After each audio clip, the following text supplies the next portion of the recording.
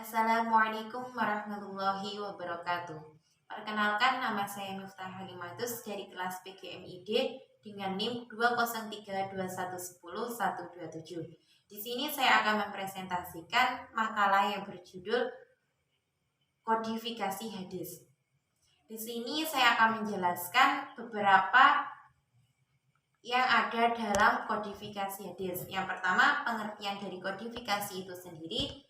Selanjutnya, apa yang melatar belakangi kodifikasi hadis dan rihlah untuk mendapatkan hadis, dan waktu kodifikasi hadis dilakukan. Selanjutnya, tokoh-tokoh yang berperan di dalamnya. Yang pertama, pengertian dari kodifikasi. Kodifikasi disebut juga sebagai takwin. Kodifikasi yaitu mengumpulkan, menghimpun, membukukan catatan-catatan hadis yang dalam bentuk mushaf. Lalu apa yang melatar belakangi kodifikasi hadis itu sendiri?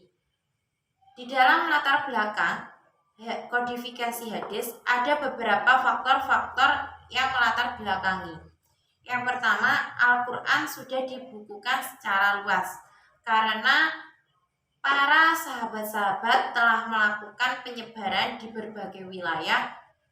Al-Quran sudah dibukukan secara luas di berbagai wilayah.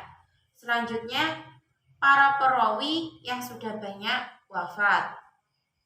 Yang selanjutnya, daerah kekuasaan Islam semakin luas. Karena para perawi sudah banyak yang wafat, maka di sini namanya kodifikasi itu membukukan. Karena apa? Kalau tidak dibukukan dengan sedemikian rupa, maka akan terjadi yang namanya hilang. Jadi perlu dibukukan dalam bentuk mushaf. Selanjutnya, daerah kekuasaan Islam yang semakin luas. Karena sudah dilakukannya penyebaran Islam dari beberapa wilayah, maka daerah kekuasaan Islam sekarang itu sudah meluas di berbagai dunia. Selanjutnya, pemalsuan hadis semakin merajalela karena banyaknya orang-orang pintar di berbagai wilayah. Banyak pemalsuan hadis di beberapa daerah karena merasa sudah pintar, jadi dia merasa bisa membuat dan memperbarui dengan kepintarannya, padahal itu bisa menjadikan pemalsuan yang sedemikian rupa. Selanjutnya, rihlah untuk mendapatkan hadis itu sendiri. Yang pertama, rihlah para sahabat dalam mencari hadis. Menurut Al-Hatib Al-Baghdadi, bahwa perjalanan mencari hadis itu memiliki dua maksud. Pertama, untuk mendapatkan sanad yang tertinggi dan mendengar langsung riwayat itu. Jadi mengetahuinya itu dari sanad yang paling tertinggi, dan mendengarkan langsung dari periwayatnya. Itu yang pertama. Yang kedua, untuk bertemu para ahli hadis, berdiskusi dan belajar dari mereka. Selain mendapatkannya dari hadis itu, dari sanadnya, mendengarkan langsung dari periwayat, yang kedua itu bisa bertemu dengan para ahli hadis itu sendiri. Jadi kita datang ke sana untuk berdiskusi, belajar tentang hadis itu, sumbernya, maksud dari hadis. Jadi keasliannya tidak ada istilah pemalsuan. Jadi kita mencari asli maksud dari hadis itu sendiri. Selanjutnya, rihlah para sahabat dalam mencari hadis.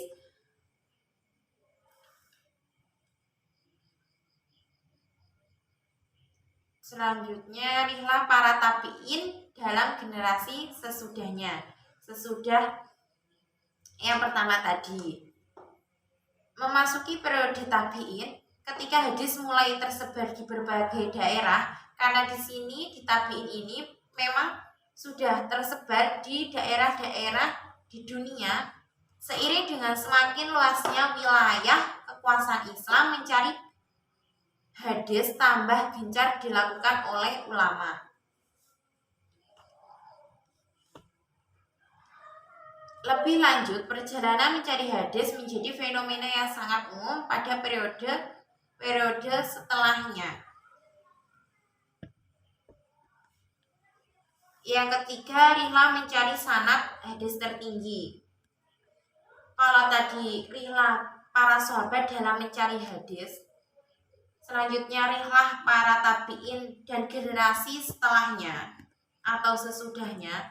Selanjutnya rihlah mencari hadis dari sanad tertinggi.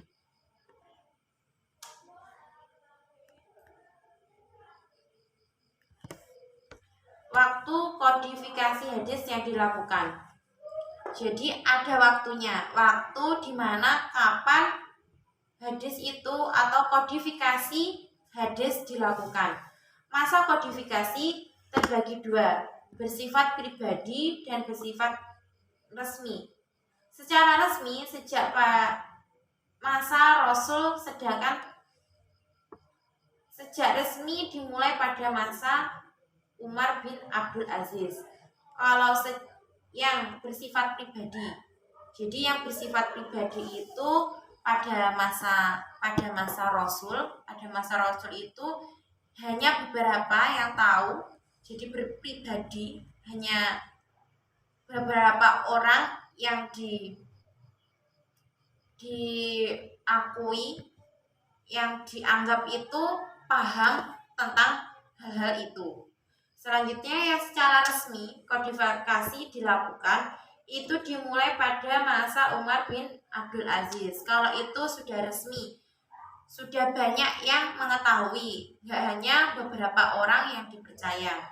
Selanjutnya tokoh-tokoh yang berperan pada masa itu.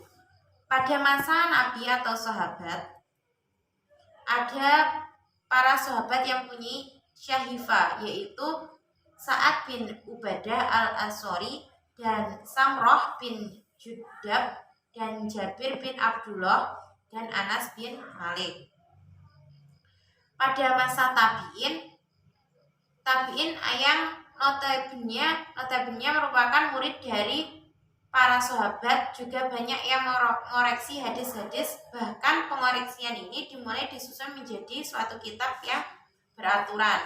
Di masa tabi'in itu banyak penyebaran luas di berbagai daerah, dan dia itu pada saat penyebaran itu apa yang dia dengar, apa yang dia tulis itu dikoleksi dan ditulis pada masa tabi'in.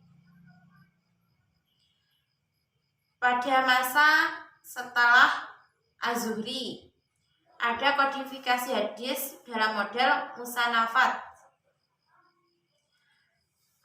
Ada juga periode perangkuman model al-masanid dan periode perangkuman pada model al-sahah. Jadi pada masa setelah Az-Zuhri banyak perangkuman bermodel-model, ada 3 model, dan di dalamnya itu banyak tokoh-tokoh yang berbeda-beda di dalam setiap periode perangkuman dengan model yang berbeda-beda.